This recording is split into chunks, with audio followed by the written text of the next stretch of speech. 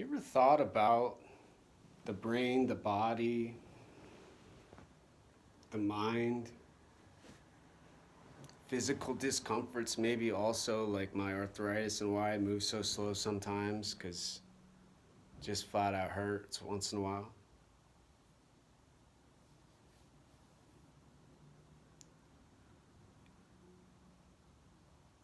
And paid attention to what people are doing to try to make the world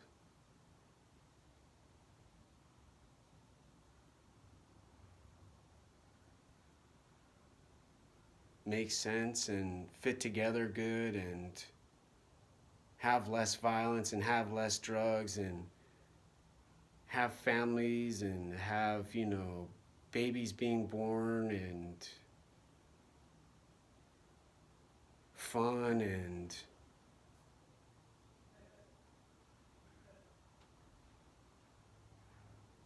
what some people describe as utopia. Heaven on earth, in religion, maybe.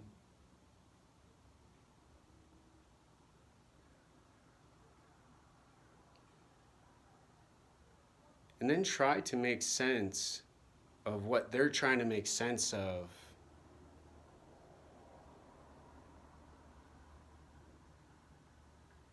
with what and how they're doing what they're doing.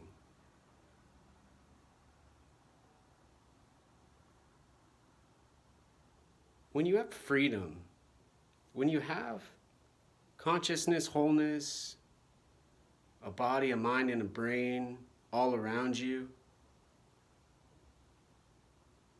who are self-aware,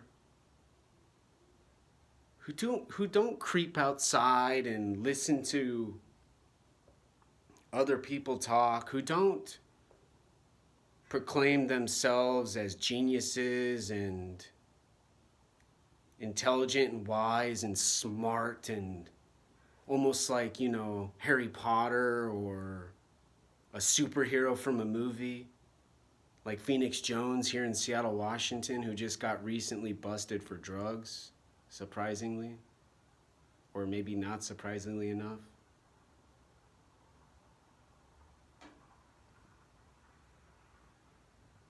And really grasped what they're saying. They're saying that the earth, the planet, and maybe even eventually the solar system and the galaxy and the outer space cannot be so violent, can be good,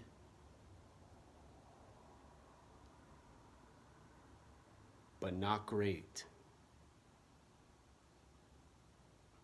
Not spectacular, not super awesome. Unless all of it makes sense and doesn't bother anybody and doesn't cause a problem.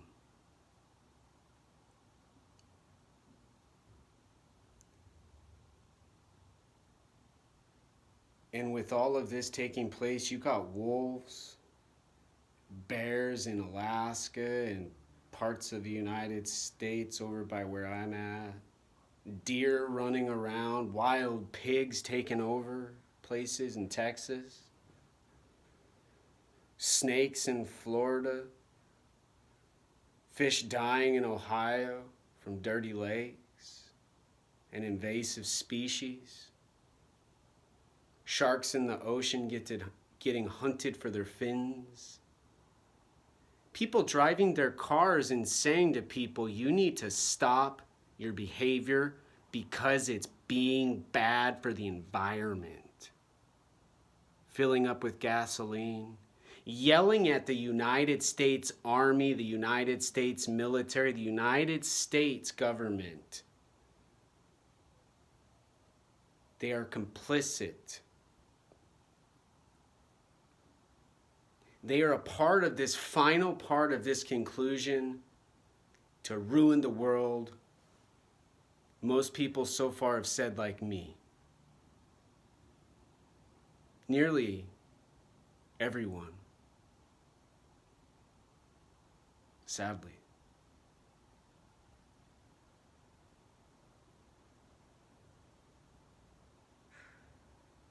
And they go in their airplanes and they fly and whoosh on the water, and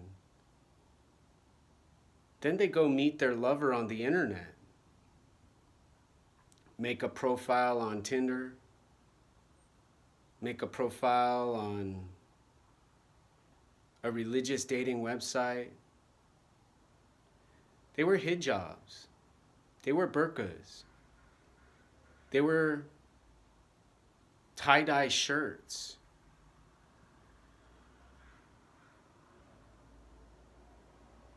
And they have the world to themselves. They own the planet.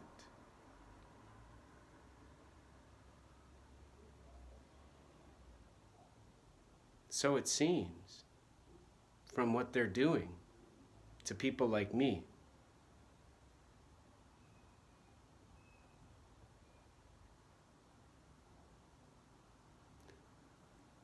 But this video camera, this iPhone screen I'm recording this post on,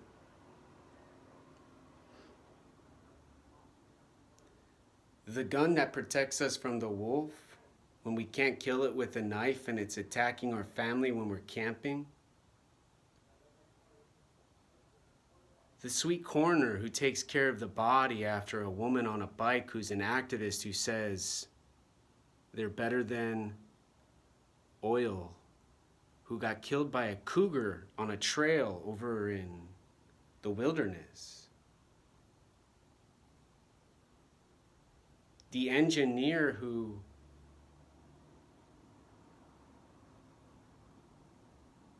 is brave enough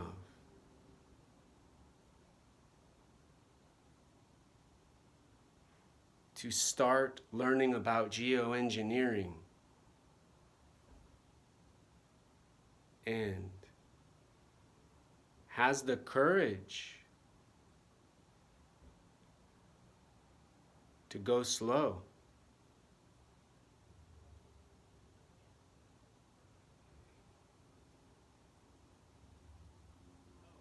Are the same too. You've got this duality. And everybody wants to solve the duality with more information and more data and more and more and more, while at the same exact moment saying less, doing less.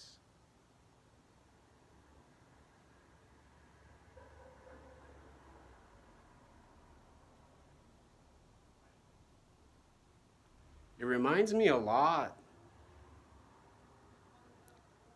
of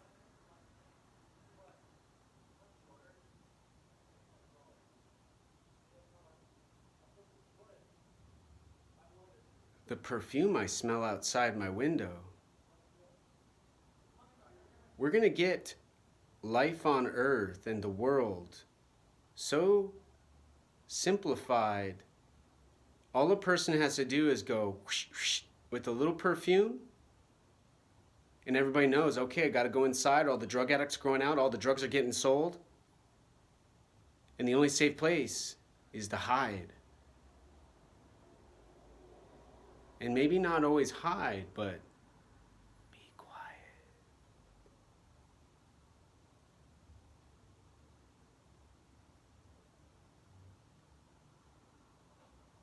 And the body and the brain and the mind maybe can't all survive, so the mind goes away. Because the body and the brain will still have the energy, the know-how to survive until that survival has gone and gone until there's no food, no water left, no way to stay healthy, no way to not get hypothermia from being outside in the cold, because the world has gotten so bad from so many ideas and so many attempts to get rid of the duality.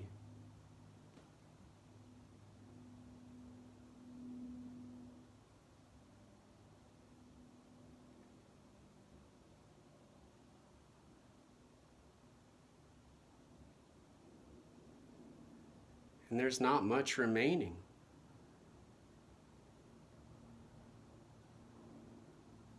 Besides non-duality,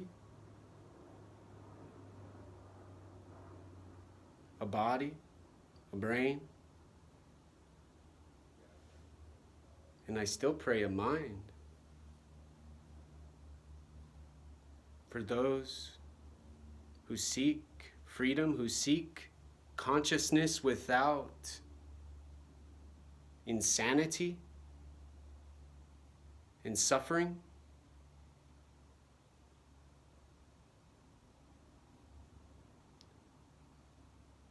and a mind to finally overcome this recurrence, this never-ending problem.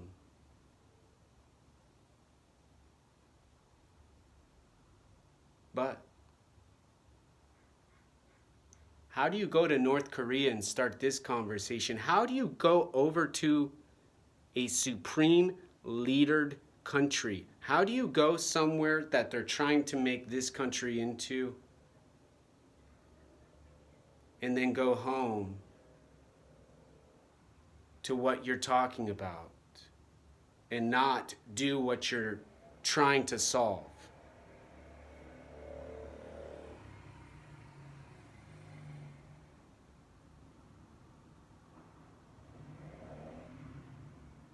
Gandhi did it. Dr. Martin Luther King did it. They both, unfortunately and sadly and disturbingly, died for what they believed in. Other people, lots, humans throughout history. But to say to the person with the words, "You must be the change you wish to see in the world," shut up, in a place where they say they're making it better,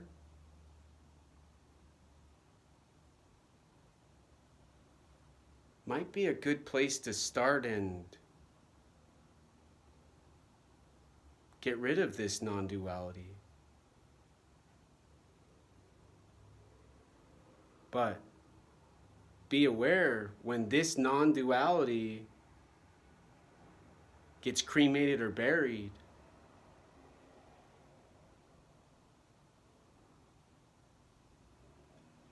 there is only war, famine, starvation, poverty,